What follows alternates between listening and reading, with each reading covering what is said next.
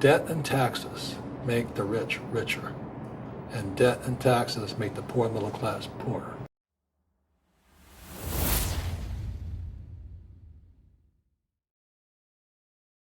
Too many people look at, well, what's going to happen to me?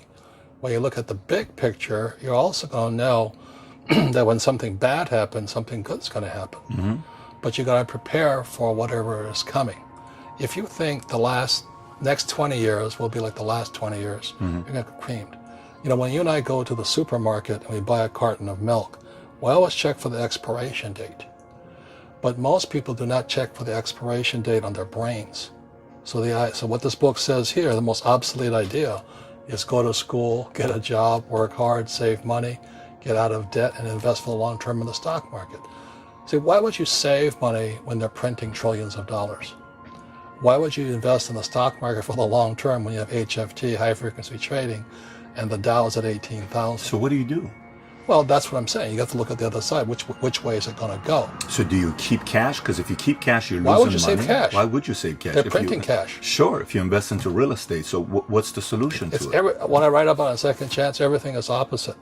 Instead of get out of debt, I get into debt. You know, I just refinanced $300 million in debt. I went from 5% to 2.5% interest. I made a fortune. Every month, more money comes in because my cost of money has gone down. So while some financial experts are saying get out of debt, I'm saying learn how to use debt. See, when I came back from in Vietnam in January of '73, the first thing my rich dad said to me was go to school to learn how to invest in real estate. It wasn't real estate, it was how to use debt and taxes. Debt and taxes make the rich richer. Debt and taxes make the poor middle class poorer. If obsolete ideas, we get obsolete results.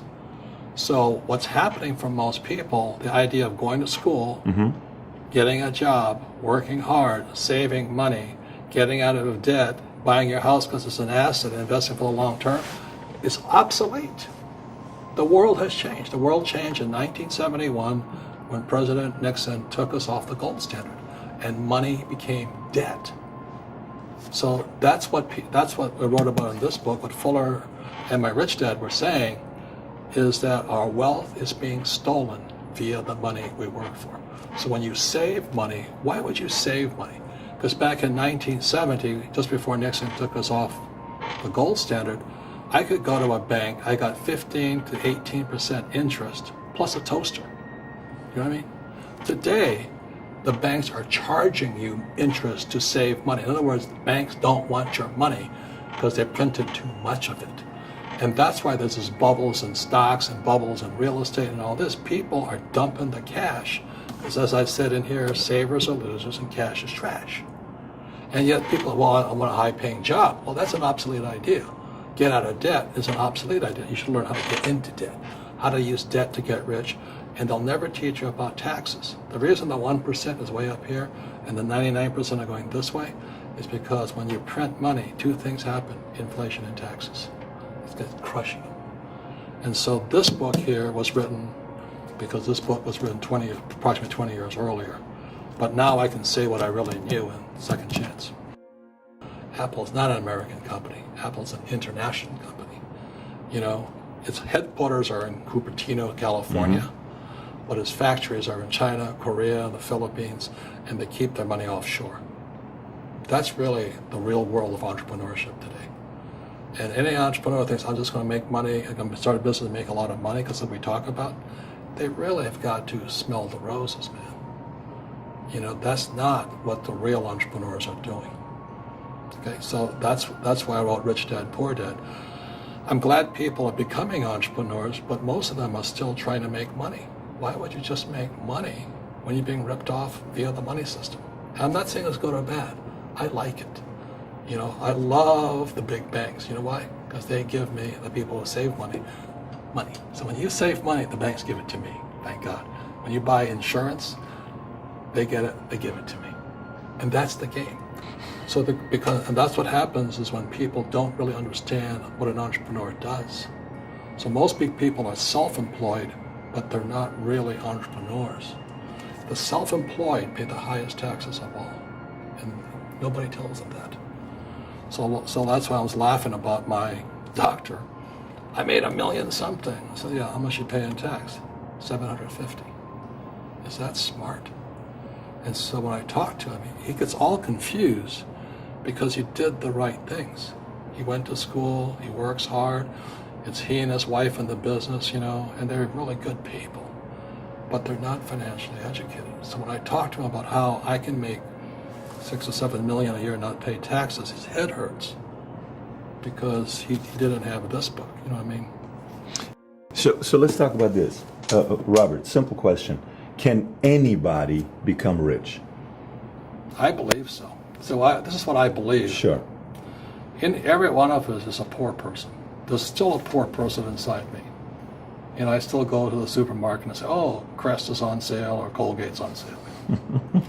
There's also a middle class person. And the middle class person wants security. They want that steady paycheck. And there's a rich person. And they're all inside of us except that it's not taught. You're taught to go to school, get a job, and get a paycheck. You're not taught to how to get rich. If you read Rich Dad, Poor Dad, my rich dad refused to pay me. He said the paycheck was one of the most damaging things you could take in your life. He says the moment you take a paycheck, you're an employee, and that's the mindset. So my rich dad never paid me. It drove my poor dad, government employee, nuts. You gotta pay people, you gotta pay people. And Rich Dad was not saying that the paycheck was bad. He says you didn't want to be a slave to money. So as an entrepreneur, if Rich Dad folded, I just start another company. I don't need a paycheck. I don't need anybody to take care of me. If my government doesn't like me, I move to another country because they need entrepreneurs. Mm-hmm. So the entrepreneur is not so much the business. The entrepreneur is really the mindset and the skill sets and the different set of rules. You see, I don't operate, small business does not operate in the same rules as big business. Do you think the direction America is going right now, they're driving some of the entrepreneurs out? You can't drive a real entrepreneur out. Well, when I say out, meaning out of the country, could that be where somebody says, I'm going to go outsource or I'm going to go move my business elsewhere? You think that's a cause and effect? Could be, but I think they're just lousy entrepreneur. Got it. Look, people say, well, if they make the regulations real hard, the guy can't be an entrepreneur. Entrepreneurs have one thing in common. They keep going. They'll change the rules. They'll reinvent the rules. Mm-hmm. They don't just take one answer. So a real entrepreneur, it really makes no difference which country you're in. That's my belief. I love that. It's just a mindset. It's F you. You mess with me, I'll find a way around it. I have a friend, he's multi-family rich guy from France. And, France is as communistic as it gets. 75% top line for $1 million earners. Yeah, but that's why he lives here. So he started buying vineyards in Napa and Sonoma. So he went back to the French government and he says, it's his wine. He says, I want to ship my wine in bulk to California. And the government says, you can't do that. So this is the French government saying you can't ship. Yeah, and here's a guy, I think he's 5 generations, French wine guy. This guy is an entrepreneur. He says, okay, I can't ship him in barrels. The guy goes, yeah. He says, okay, I'll ship him in bottles. So he bottled all of his stuff. It cost him more money, but he still figured out how to do it. Do you know what I mean? And now he has his wine with his California wine and all this. And so he went back to the French government and said, here, try this. See if it's not better. And so now they're all confused because he didn't break any rules. So I'll say it again. Entrepreneur is a mindset first, a skill set, and rules. And depending upon whether you're an employee or a small business, the rules are different. The mindsets are different. The skill sets are different. I asked you a question. I said, what do you think is one of the biggest challenges that we're looking at? And you mentioned willpower. Can you elaborate on that willpower a little bit, on what you meant by that? Yeah, it's also called the entrepreneurial spirit. But what we were actually talking about was there's no such thing as a bad economy. There's external, you and I, we all have an external economy, but we also have an internal economy. And the willpower is to change our internal economy.